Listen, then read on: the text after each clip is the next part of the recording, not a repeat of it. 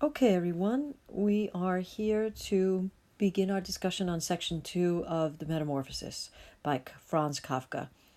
We have already established what has occurred so far in part 1, and we finished up part 1 with Gregor's father hissing and giving him a sort of push to get back into his room when Gregor has come out and attempted to make contact with the people on the other side. He's now been forcefully returned to his room and the door has been slammed shut. So now in section 2, it seems quite obvious that Gregor's bug side begins to dominate in a number of different ways. During the course of this section, he learns how to use his feelers better. He starts gravitating towards food, which is old and moldy, like the cheese and the vegetables. They seem to be a lot more appealing to his taste buds than the milk that he once liked. He begins to crawl up and down the walls. He stays under the sofa at one point for fear of offending Greta. He actually pulls a sheet over himself as he's under the sofa. So interestingly enough, the more his bug side begins to dominate, the more time he has to contemplate his humanity. And so we look at the first page, 1122, and in this portion we have the description of the food, the milk, and all the things that Greta has left for him in terms of satisfying his hunger. Over and over again, Gregor will be talking about the hunger that he feels. And on a metaphorical level, he's hungering for things that he has not been nourished on. He has not been paying attention to. Those sort of relationships that have fallen by the wayside. He's hungering, really, or he hungers for human interaction. As he's looking through the door, he can see how everything seems to be so peaceful. Where his father used to make it a habit of reading the newspaper in a loud voice to his mother every afternoon, no sound was to be heard. It is essentially silent. And so we ask ourselves, isn't this a bit odd that the house is so silent? Wouldn't you think they'd be doing something? Maybe something to help Gregor? He doesn't feel that way, though. Instead, the silence allows him to ask this or make this observation.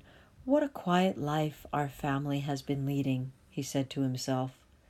And he felt great pride in the fact that he had been able to provide such a life for his parents and his sister in such a fine flat or apartment. So he is definitely proud that he's been the main breadwinner for them, that he was able to provide for them, that he was able to give them such a great life. And you and I, though, can sit there and say, isn't this kind of peculiar that nobody's really doing anything to rectify the situation?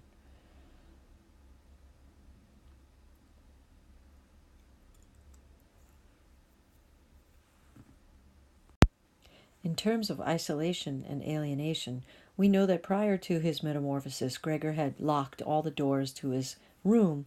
And now,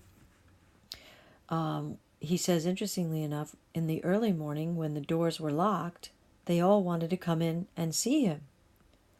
And now that the doors were open, no one came in. And the key is actually on the other side of the door. So they don't really want to deal with him at all.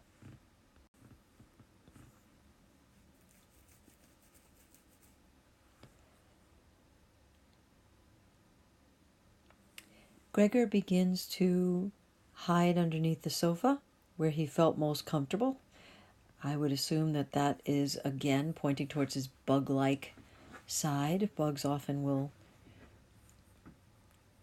hide away underneath furniture and things. And he stays there all night, but he was hungry, continually hungry. He's yearning for something. Very early in the morning, Greta comes in, and she doesn't see him at once. But when she does catch sight of him, she was so startled that she couldn't help it. She slammed the door and ran out. So she is clearly repulsed by him. She is changing, though. This young, silly girl is becoming more and more of a player in the family. She's taking on responsibilities. She is his primary caretaker. But even so, she never seems to get away from that sense of disgust. She doesn't really handle his food without a cloth. She gives him a signal when she's coming in and leaving. She'll turn the key very slowly. She really doesn't want to be alone with him, and nobody wants to be alone in the house with him at all. We can see that here, that her disgust is evident when she won't touch even the things that he has been around with her bare hands. Instead, she has to take a cloth to touch them. She notices that he wasn't interested at all in the milk that she gave him, so she gives him half-decayed vegetables and a piece of cheese that was uneatable 2 days ago, and she gives him water and such, so she's trying to meet his needs. But her concern and care for Gregor doesn't really stay very sincere. In fact, she's very careful to take his food into him while the parents and the servants are asleep in the morning, in the early hours. And then when they're napping, that's when she will again go in there, but no one really wants to deal with him at all. And even for her, later on, when she had gotten a little used to the situation, but she could never completely get used to it, she would throw out a remark and like, oh, well, he really liked his dinner today. Or she would say, oh dear, everything's been left standing. But she doesn't really have her heart in it after a while. She's losing interest and dedication. But during this time, he's able to listen in and hear about details that have been going on in the house. And this section here is really, really important. In the course of that very first day, Gregor's father had explained to the family the financial position and the prospects to both his mother and his sister.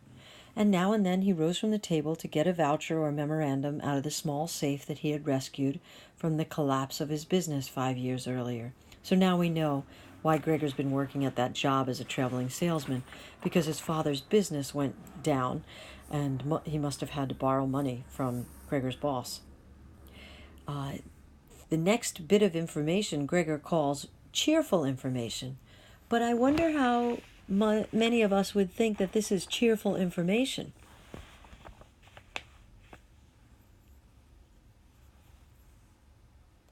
Gregor had been of the opinion that nothing at all was left over from his father's business, or at least his father never said anything to the contrary, and of course he hadn't asked him directly. At the time, Gregor's sole desire was to do his utmost to help the family to forget as soon as possible the catastrophe that had overwhelmed the business and thrown them all into a state of complete despair. And so Gregor has set to work with unusual ardor, and almost overnight had become a commercial traveler instead of a little clerk, with, of course, greater chances of earning money. So Gregor is a dutiful son.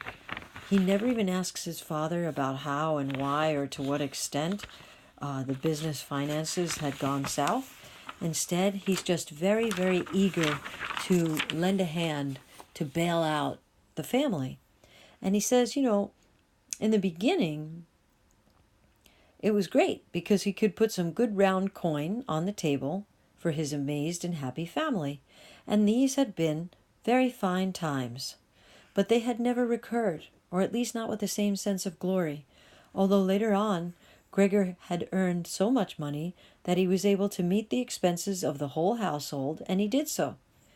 But they simply had gotten used to it, both the family and Gregor. The money was gratefully accepted and gladly given, but there was no special uprush of warm feeling. So they just kind of use him.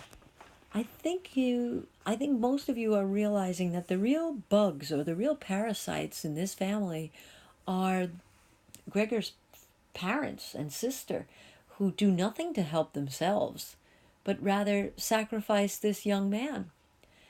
Gregor calls this cheerful information. I don't know if I would call this cheerful information. They don't even accept the money that he's giving them with any sense of obligation. And he's such a good son that he even hopes that he's saving and that he can save enough money to send his sister to the conservatorium next year.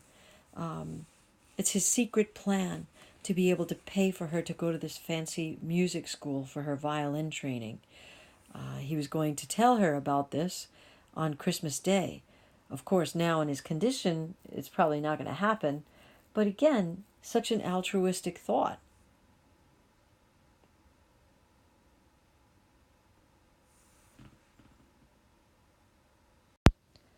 I think the worst part of the financial revelation, though, is on page 1127 here. Gregor was now informed as amply as he could wish, for his father tended to repeat himself in his explanations, partly because it was a long time since he had handled such matters, and partly because his mother could not always grasp things at once, that a certain amount of investment, a very small amount for sure, had survived the wreck of his fortunes, and had even increased a little because of the dividends that had not been touched in the meanwhile. And besides that, the money that Gregor brought home every month, he had kept only a few dollars for himself, had never been quite used up, and now amounted to a small capital sum. Behind the door, Gregor nodded his head eagerly and rejoiced at this evidence of unexpected thrift and foresight. True, he really could have paid off more of his father's debts to the chief with this extra money, and brought much nearer the day on which he could quit his job, but doubtless it was better the way his father had arranged it. I don't know if you could get to that assessment without feeling a little bit bitter. You know, he could have been out of that dead-end job faster if he had known this. In any case, the money's not enough for them all to live on. So the father says that they're going to have to do something. But here again, why weren't they doing something before? We find out that the mother and the father had really just been doing nothing. He had no work for the past 5 years. And Gregor's mother, I mean, how could you expect her to earn a living with her asthma? And what about his sister? Was she to earn her bread? She's just a poor child of 17.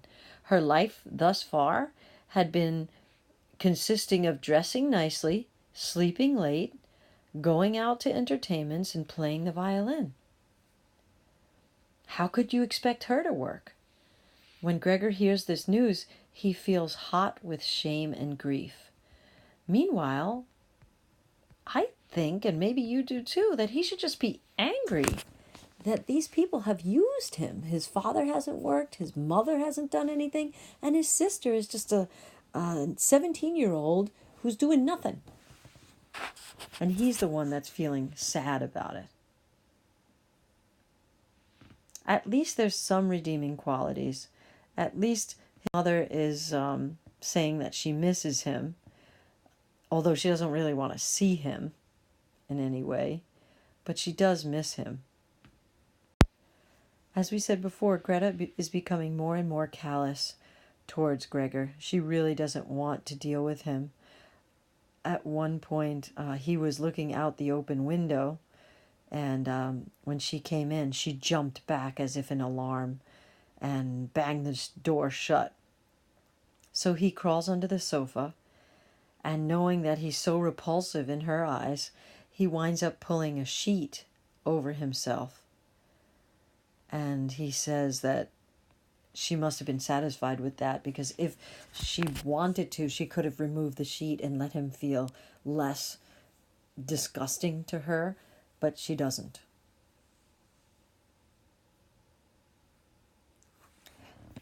The key event in this section is when Greta gets it in her mind that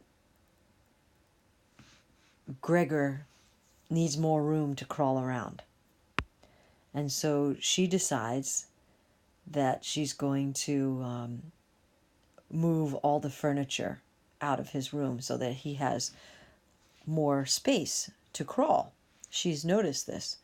And so, without any other servants for help, Greta, asks the mom to come into the room. She says, come on, he's out of sight, so that they can begin to move the heavy old chest from its place and start shifting things around.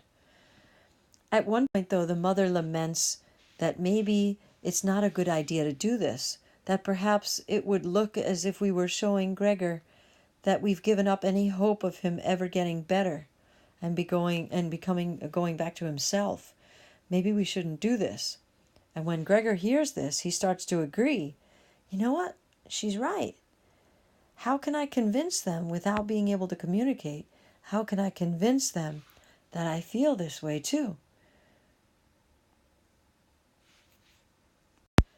So Gregor decides at this point that he's going to cling to something to show that he doesn't want them to move it out. But the only thing he can really cling to is the picture of the lady from the magazine. So he fastens his body to the surface of the glass, and he's so big that he covers all of the picture, and it's now hidden underneath his body. And the mother winds up seeing him and says, oh God, and she falls out, and she winds up passing out on the sofa, and Greta says his name, oh, Gregor. And this is the first time that she had even called him his name since his metamorphosis. So she runs out of the room, Greta does, to get medicine or smelling salts. And the mom is lying on the sofa. And Gregor, who's all upset, begins to crawl to and fro and actually runs out to chase Greta. And when she turns around and sees him, a bottle falls on his back, and some of the corrosive medicine splashes on him and starts to corrode some of his skin away. Greta, runs back into the room and bangs the door shut. So now Gregor's on the outside of his room in the regular part of the apartment, and the mom and the sister are in Gregor's room. And of course, who comes home? His father. And he sees the house in disarray and says, what's been happening? And Greta explains, Mother's been fainting and Gregor broke loose. And that's all the father needed. He says, that's just what I've expected to happen, but you women would never listen. I've been telling you that he was going to do this, that he was going to break out. The vision of his father for Gregor is absolutely astounding. He can't believe it's the same man. Truly, this was not the father he had imagined to himself.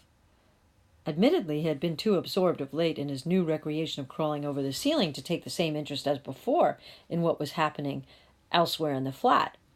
And yet, could this be his father? The man who used to lie wearily sunk in bed whenever Gregor went on a business journey? Who welcomed him back of an evening lying in a long chair in a dressing gown? Who couldn't even really rise to his feet but only lifted his arms in greeting? And only on rare occasions did he even go out with his family on 1 or 2 Sundays a year? Could this be the same guy who would just go shuffling laboriously with the help of his stick, almost like barely alive?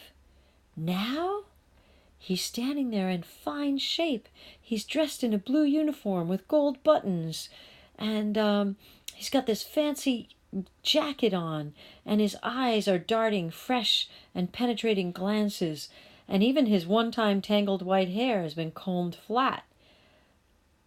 he's looking so different.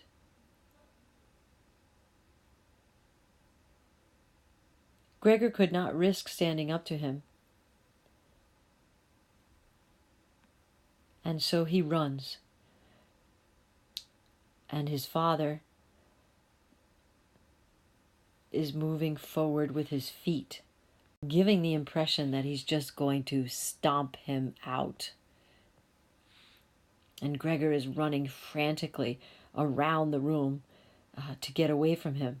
And on the table, the father finds a basket of apples and begins throwing them at the son. The first one just sort of skids off him, but then later,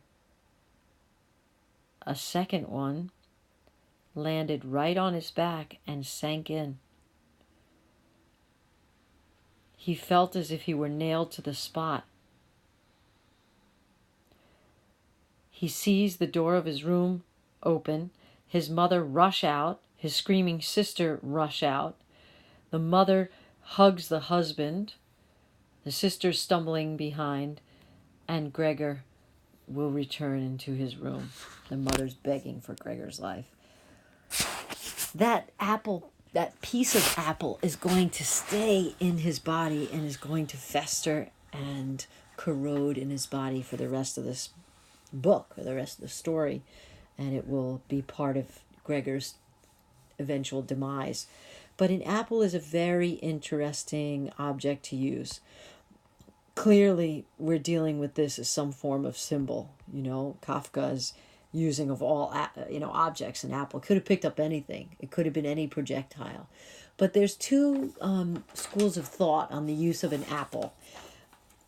We think automatically of the Garden of Eden and the idea that the apple is associated with the tree of knowledge. And so, in one sense, this is representative of the idea of wisdom. And certainly, Gregor has become pretty wise during this section. He has a lot of realizations that his life has completely changed. He's no longer the breadwinner in the family.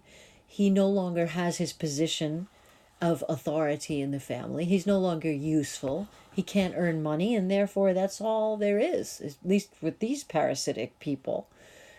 So we could look at it as the wisdom he has gained, or we could look at it as the object which bestowed exile upon both Adam and Eve, right? Gregor is exiled from the family. He is separated now more than ever by the father's pelting of these apples at him. He can't do anything. He's exposed to the harsh reality of his existence. He can't be part of the house. He can't be part of the family. He can't go to work. He's basically alienated completely. And so that is part 2 in a nutshell. And we have part 3 remaining.